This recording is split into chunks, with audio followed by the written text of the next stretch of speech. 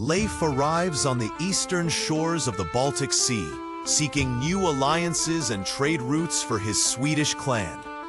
The sunrise glints on his armor as he surveys the Slavic settlements ahead. Leif meets Rurik, the respected Viking chieftain who leads a small but influential Rus settlement. Their mutual respect is evident as they exchange formal greetings by the trade hall. Inside the trade hall, Leif and Rurik discuss the changing political landscape, noting the rise of Slavic nobility and the growing power struggles in the east. Leif is introduced to Oleg of Novgorod, a promising young noble eager to learn from the Vikings and strengthen his own claim over the region. Leif learns about Marta, a renowned noblewoman whose alliance could unify key Slavic factions. Her status is symbolized by her distinctive jewelry and the respect she commands. Leif stands at the dawn-lit shore, gazing over the bustling Baltic harbor at the myriad ships, both Norse longboats and Slavic river barges, where traders load cargo for distant cities. Leif is escorted by local warriors into the imposing wooden stronghold, where Rurik, flanked by guards, welcomes him with measured curiosity. Rurik and Leif sit across from each other, sharing bread and salt. They broach critical topics, the safety of merchant routes and the unpredictable currents of Baltic politics. Oleg of Novgorod enters the hall, bowing politely. He expresses interest in learning Norse navigational secrets from Leif and hints at potential future alliances.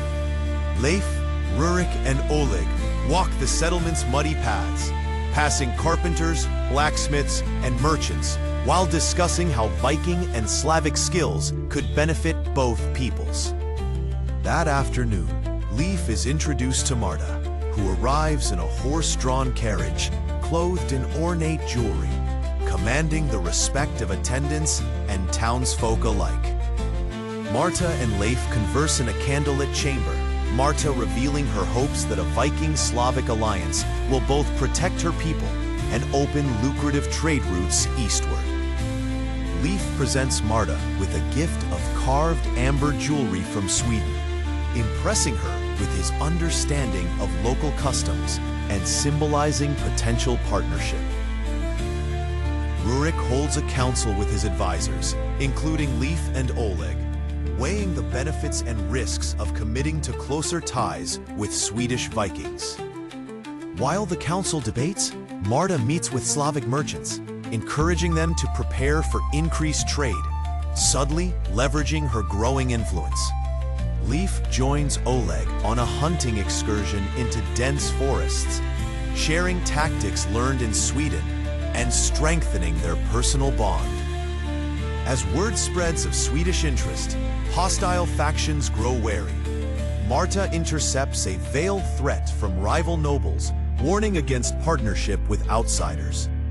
Leif and Rurik negotiate at a river dock as heavily armed guards oversee the loading of furs and wax onto ships, agreeing to trial shipments towards Sweden. Oleg discreetly confides in Leif about his ambition to control more northern territory, asking what advice Viking lore offers about conquest and loyalty. Marta attends an evening feast in the main hall, where Rurik publicly praises her skill at securing merchant trust, boosting her standing among gathered nobles. Secret emissaries from rival Slavic factions arrive by night, trying to lure Rurik with promises of wealth if he will expel Swedish influence.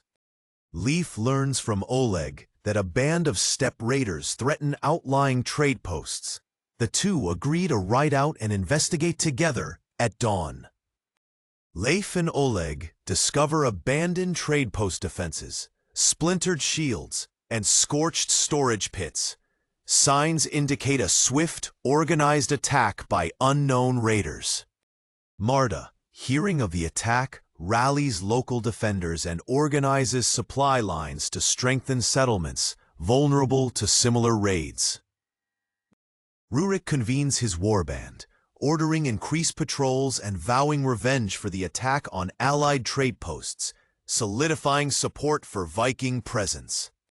Leif and Oleg follow tracks deep into the forest, discovering clues left by the attackers, odd arrows and foreign trappings hinting at a coalition of hostile groups. That night, Leif writes a coded message to send back to his Swedish kin, warning them of shifting alliances and the need for reinforced convoys. Marta and Oleg meet secretly in the shadow of a stone chapel, agreeing on a mutual pact to safeguard their people from both raiders and internal rivals. Leif joins the patrols, learning from Slavic scouts about the terrain and forging respect with defenders through shared hardship under drizzle and biting wind. Rurik holds a private conversation with Marta, acknowledging her crucial role and offering to share authority over merchant councils if the alliance holds. Leif receives an encoded reply from Sweden. His clan agrees to send more warriors and traders, bolstering his influence if he can secure the Rus alliance. Oleg orchestrates a daring raid on nearby rivals, leveraging Swedish tactics to seize a well-fortified outpost and impressing both Leif and Marta. Leif honors Oleg's bravery publicly, presenting him with a Norse armband and forging a bond that signals a deepening alliance between the two clans. Marta's faction secures exclusive rights to a vital river crossing, strengthening her bargaining power and uniting additional merchant families under her banner. Rurik, recognizing these gains, hosts a feast inviting all Allied leaders to reaffirm their commitment over oaths sworn with mead and steel.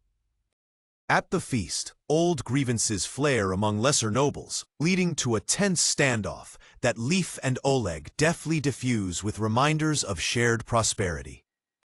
Late that night, Rurik and Leif walk alone by the river, contemplating the risks still ahead, but agreeing the path to unity lies through hard-won trust.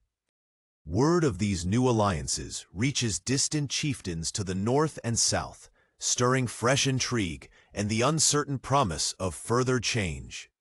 As foreign spies infiltrate the settlement to learn about the new Swedish-Rus alliance, Leif and Marta work together, unveiling the traitors, strengthening their own bond. Oleg unveils plans for a fortified border town, blending Scandinavian defense engineering with Slavic settlement patterns, inspiring Rus builders to follow his lead. Marta is gifted a rare fur cloak from Leif, who publicly acknowledges her diplomatic prowess, symbolically cementing their shared authority. Despite growing trust, rumors swirl about assassins lurking among rival factions. Rurik increases his personal guard and orders secret investigations. News arrives that Swedish reinforcements are sighted near the river, boosting the morale of the Allied settlement. Marta organizes a welcoming ceremony, emphasizing the unity of Slavic and Viking factions to all present. At the council hall, Rurik formally negotiates new terms for joint command and joint patrols with Swedish leaders. Leif trains Slavic warriors in shield wall tactics, sharing Swedish weapon techniques and discipline. Oleg and Marta broker an agreement with rival nobles, offering them trade privileges in exchange for allegiance. A threatened noble, angered by the new alliance, secretly tries to bribe a mercenary band to disrupt Swedish-Slavic unity. Rumors of the plot reach Leif, who consults with Rurik and Marta about tightening security at key checkpoints. Rurik quietly confronts the bribed mercenary leader, warning him of swift vengeance should he betray their new order. Oleg uncovers sabotage attempts near food storages and leads an investigation. Several saboteurs are captured at dawn. Marta rallies both factions, delivering an impassioned speech that bolsters unity and calls for justice against traitors.